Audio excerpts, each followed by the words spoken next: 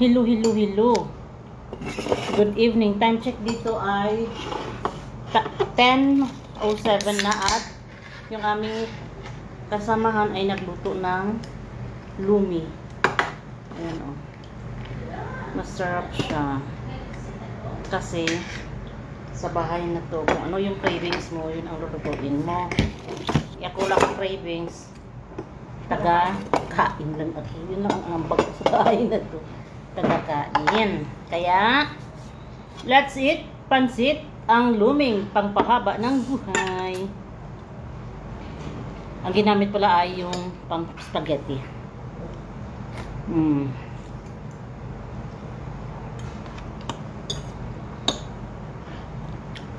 Hindi kami sabay-sabay kumain ngayon kasi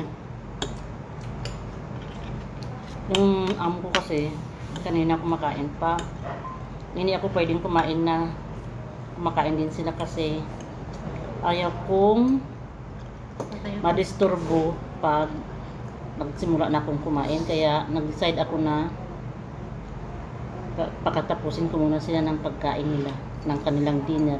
Saka ako kain din ng aking dinner. Tama ba yung sinasabi ko sa inyo?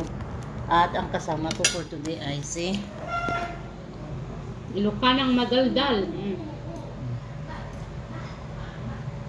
Bukas guys, makikita niyo ako. Hindi pala. Bukas is hindi ako magluluto. Gusto mo is Friday. Naka-English pa ko. Naka-English ang pen. Diba?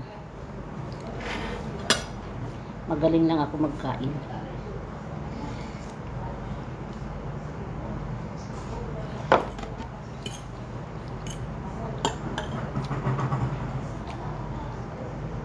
Sarap.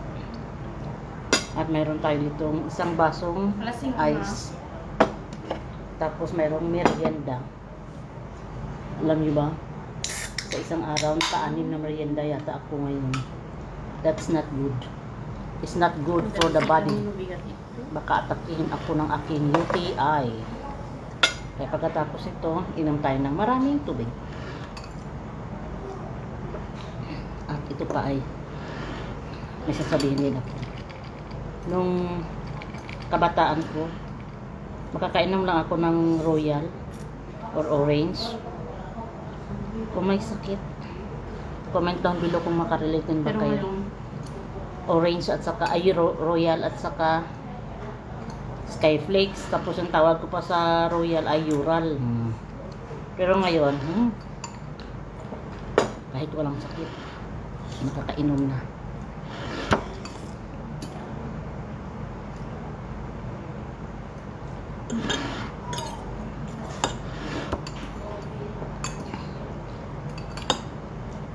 Medyo wala na siyang sabaw kasi na absorb na siya ng pasta. Pero masarap pa rin siya. Promise.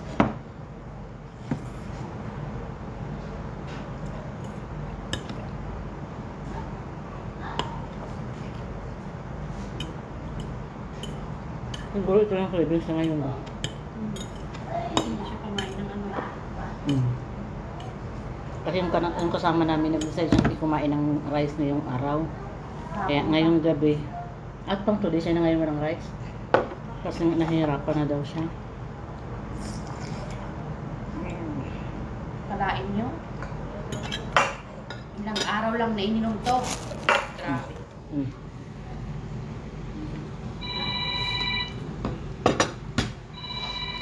Tumawag mo naman ang kanya yun yung ayaw ko. Kaya may bisita kasi yung sige. Hello?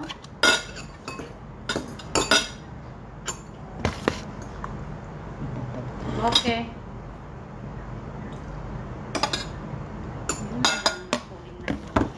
Kain mo dyan sa gintinuto. Masisira na yung ano ko ba? Appetite. Yan yung ayaw ko eh. Sa kalagitnaan ng yung magandang pagkain, itumawag yung amo. Pero wala tayong magawa kasi isa tayong kasambahay. Kaya ito. At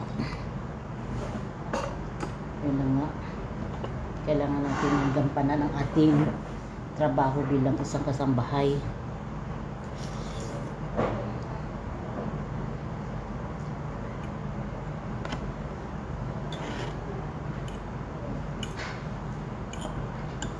At Friday kasi bukas, kaya kailangan ko na kumain para makasurvive hanggang kung anong oras naman bukas.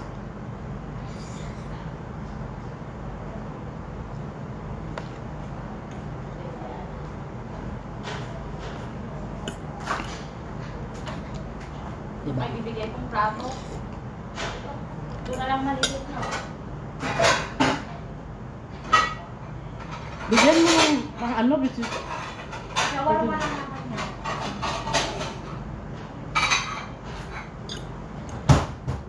Nagbisita kasi yung amo niya. Tapos yung amo niya, walang alam. Kahit isyo na sa harapan niya na ipapaabot niya, pas lagay mo talaga sa kamay niya.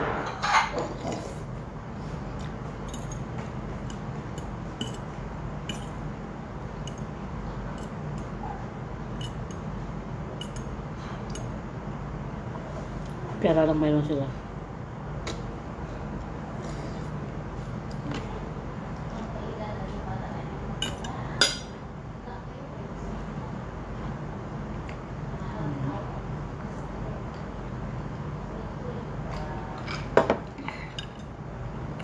Nabusog na ako.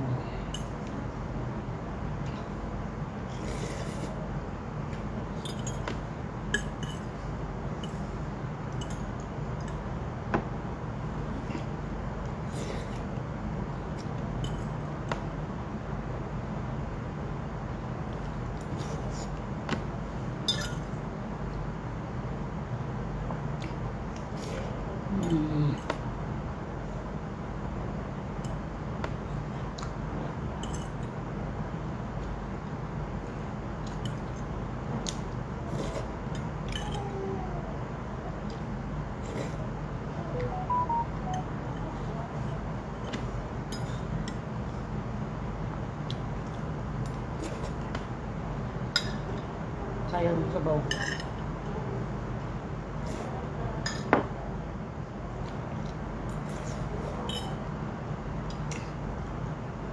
Kuha lang ako ng kutsara.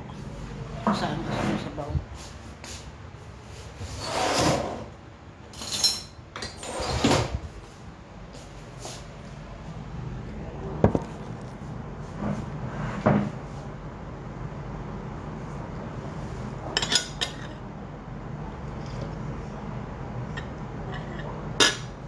Sarap yung sabaw. Masarap ang all dahil hindi tayo ang nagluluto.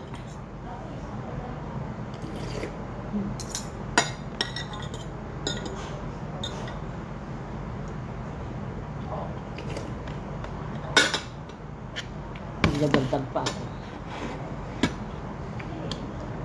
Last na to. Kasi baka hindi naman ako makatulog mo ngayong gabi. Ewan ko ba, basta sa sobrang ako ng busog. Hindi ako makakatulog. Comment down below kung ganun din ba kayo.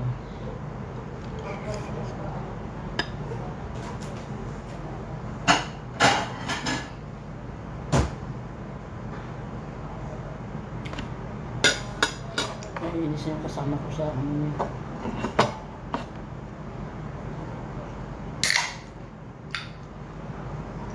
bisita kasi yung ano, pangalawang ano ko na to, pangalawang kan,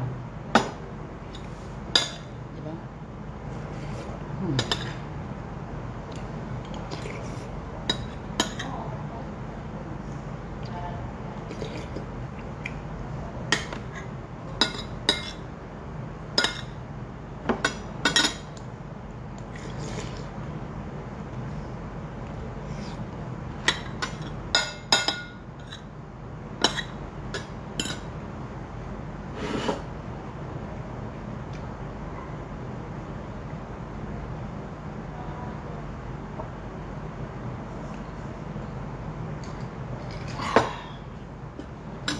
Solve ang problem for tonight.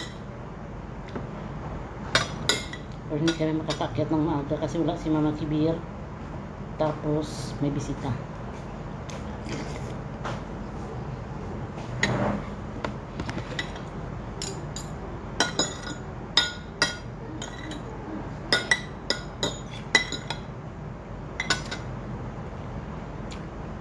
Last bite.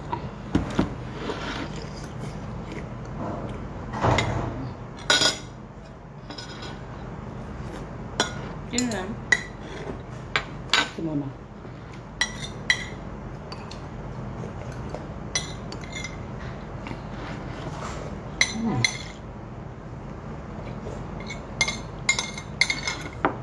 Ano kayang lasa yung ano ko? Sarap.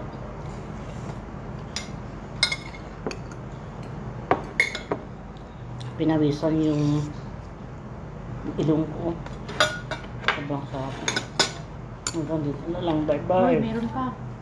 Hindi ko na kaya. Alam mo kung ano masarap to, atay ng ano, ng manok. Sarap. Naka-apat yata ako. 3 balik. Bye-bye na. Okay, magdiniwang ka pa siya na.